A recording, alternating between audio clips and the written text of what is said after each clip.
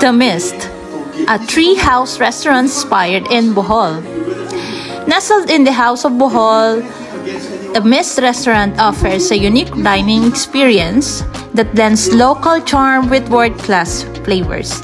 The restaurant boasts a blend of traditional Filipino architecture with modern touches, bamboo accents, wide open spaces, and plenty of natural light. The serene atmosphere is perfect for a romantic dinner or a casual meetup with friends. Personally, I went there with my friends because we have a long wait before our flight.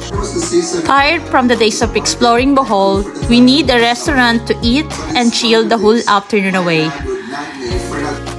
And stopping at The Mist is for me really perfect. I would say this restaurant is a tourist attraction in itself. And by the way, their digital menu is awesome as it has drool-worthy pics of food and drinks. Even the food serving is entertaining in itself.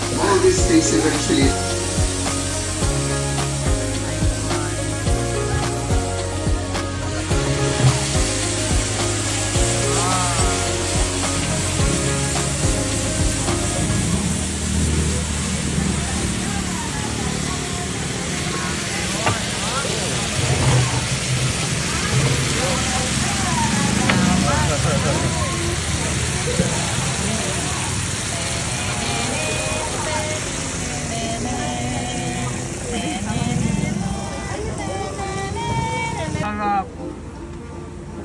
Grabe. Sana ang lambot. Roll na hangin.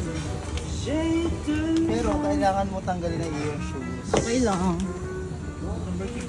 Oo. Sabi. Ang dami.